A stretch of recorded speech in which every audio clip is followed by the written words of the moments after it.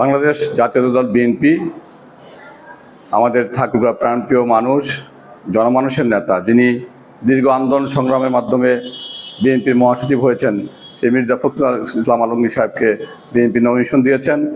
ধন্যবাদ জানাই আমরা স্থায়ী কমিটিকে, ধন্যবাদ জানাই আমাদের দেশের প্রধানমন্ত্রী, দলের চেয়ারপারসন জনাব তারেক রহমান সাহেবকে। আর উৎসাহর কথা কি বলবো, গোটা ঠাকুরগাঁর মানুষ, সারা জেলার মানুষ আজকে উৎসাহিত।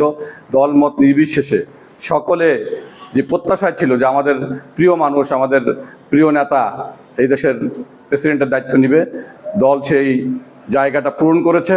এবং শুধু ঠাকুরগাঁও না, সারা বাংলাদেশ থেকে আমাদের কাছে যারা আমাদের বন্ধুবান্ধব, আমাদের নেতাকর্মীরা আমাদেরকে ফোন দিয়েছে, সকলে খুব খুশি হয়েছে। সকলে মনে করছে যে এই দেশটা উনি যেভাবে নেতৃত্ব দিয়েছেন এই ফ্যাসিস্ট বিরোধী আন্দোলনে 17 বছর, এবং উনিই পারবেন আগামী দিনে এই দেশকে শক্তভাবে এবং নিয়মের মধ্যে চলাতে এবং এই দেশের দায়িত্ব পালন করতে। এই দেশ রাষ্ট্র তার কাছে সেফ সবাই মনে করছে এবং দল মনে করছে। সেই জন্য আল্লাহর কাছে লাখ কোটি শুকরিয়া আদায় করি।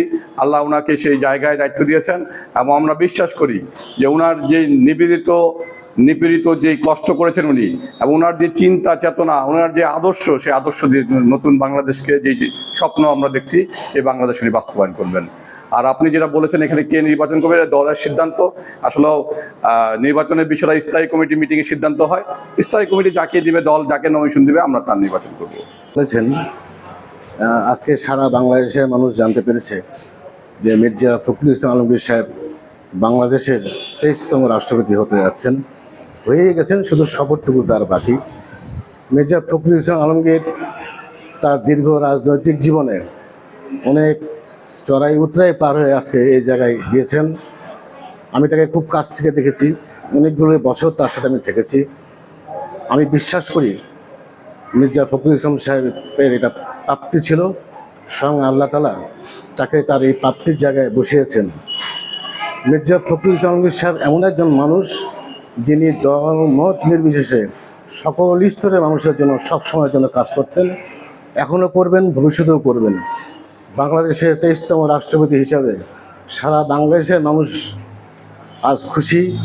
আমাদের অনেক বন্ধুবান্ধব, আত্মীয় স্বজন অনেকেই আমাকে ফোন দিয়েছে, তারা অত্যন্ত আনন্দিত। গোটা ঠাকুরগাঁওবাসী আনন্দিত। এই আনন্দ ভাষায় আসলে প্রকাশ করা যায় না। আমরা মনে মনে যেটা চেয়েছিলাম যে মির্জা ফখরুল ইসলাম আলমগীর বাংলাদেশের রাষ্ট্রপতি হোক, আল্লাহ তাআলা সেই ইচ্ছা আমাদের পূরণ করেছেন।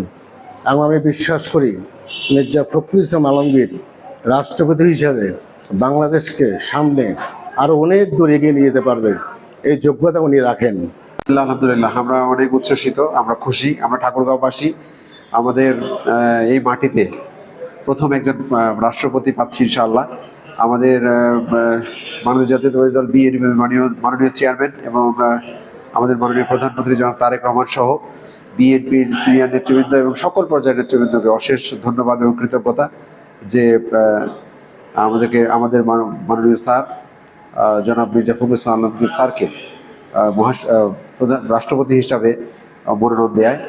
আমরা সত্যি আলহামদুলিল্লাহ, আমরা ঠাকুরগাঁওবাসী আজ গর্বিত। আমরা মনে করি বিএনপি আমাদের মাননীয় মহাসচিব স্যারের সকল ত্যাগ এবং অবদানের স্বীকৃতি দিয়েছে। উনি যে ত্যাগ এবং যেভাবে দলকে নেতৃত্ব দিয়েছেন বিগত দিনগুলিতে, তার স্বীকৃতি এবং মূল্যায়ন দল তাকে দিয়েছে। আমরা ঠাকুরগাঁওবাসী সহ সারা দেশের মানুষ এই সিদ্ধান্তে উচ্ছ্বসিত, আনন্দিত এবং খুশি। আমি মনে করি যে সারা দেশের দল মত নির্বিশেষে সকল পর্যায়ের মানুষ এই সিদ্ধান্তে অত্যন্ত খুশি। কিছুক্ষণ আগে আমরা জানতে পেরেছি যে আমাদের ঠাকুরগাঁও জেলার অভিভাবক হিসেবে আমাদের যিনি ঠাকুরগাঁও জেলার অভিভাবক জনাব মির্জা ফখরুল ইসলাম আলমগীর, আমরা কিছুক্ষণ আগে জানতে পেরেছি যে উনি রাষ্ট্রপতি হিসেবে মনোনীত হয়েছেন। এই যে এই মনোনয়ন, এই প্রাপ্তি তার, এতে করে ঠাকুরগাঁওবাসী আমরা খুবই উচ্ছ্বাসিত, আনন্দিত এবং গর্বিত। আমরা মনে করি যে তার যে ত্যাগ, তার দীর্ঘদিনের ত্যাগ, তার নির্যাতন, জেল জুলুম, এত কিছু চড়াই উতরাই পার করে উনি যে এটা পেয়েছেন, এতে করে আমরা গর্বিত। একজন যোগ্য লোক হিসেবে উনি দায়িত্ব পেয়েছেন।